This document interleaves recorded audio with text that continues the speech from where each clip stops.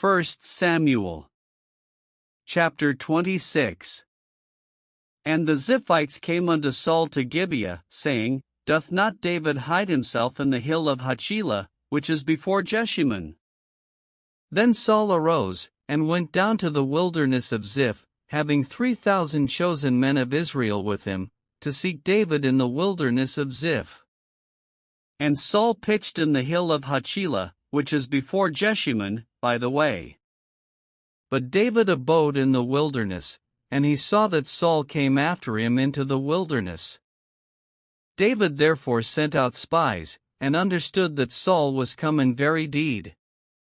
And David arose, and came to the place where Saul had pitched, and David beheld the place where Saul lay, and Abner the son of Ner, the captain of his host, and Saul lay in the trench, and the people pitched round about him. Then answered David and said to Ahimelech the Hittite, and to Abishai the son of Zeruiah, brother to Joab, saying, Who will go down with me to Saul to the camp? And Abishai said, I will go down with thee.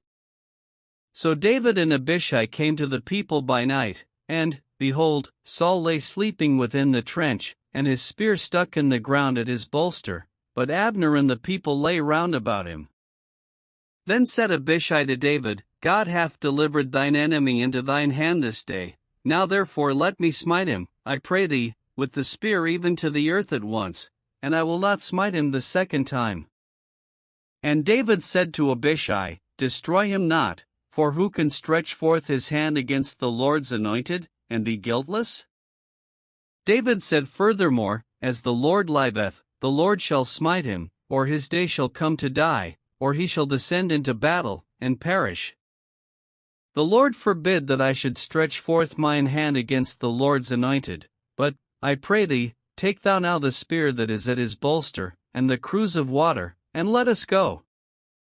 So David took the spear and the cruse of water from Saul's bolster, and they gat them away, and no man saw it, nor knew it, neither awaked, for they were all asleep, because a deep sleep from the Lord was fallen upon them.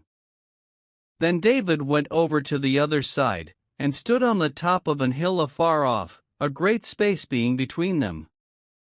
And David cried to the people, and to Abner the son of Ner, saying, Answerest thou not, Abner? Then Abner answered and said, Who art thou that criest to the king? And David said to Abner, Art not thou a valiant man? And who is like to thee in Israel? Wherefore then hast thou not kept thy lord the king? For there came one of the people in to destroy the king thy lord. This thing is not good that thou hast done. As the Lord liveth, ye are worthy to die, because ye have not kept your master, the Lord's anointed. And now see where the king's spear is, and the cruse of water that was at his bolster. And Saul knew David's voice, and said, Is this thy voice, my son David? And David said, It is my voice, my lord, O king.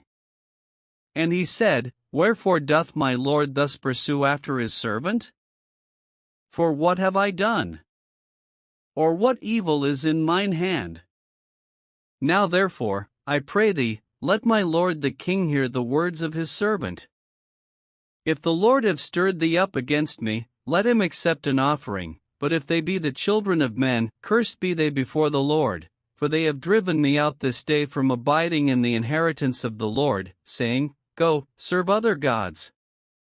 Now therefore, let not my blood fall to the earth before the face of the Lord, for the king of Israel is come out to seek a flea, as when one doth hunt a partridge in the mountains. Then said Saul, I have sinned, return, my son David, for I will no more do thee harm, because my soul was precious in thine eyes this day. Behold, I have played the fool, and have erred exceedingly. And David answered and said, Behold the king's spear. And let one of the young men come over and fetch it.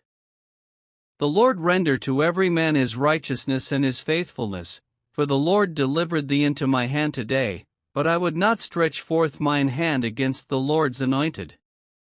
And, behold, as thy life was much set by this day in mine eyes, so let my life be much set by in the eyes of the Lord, and let him deliver me out of all tribulation.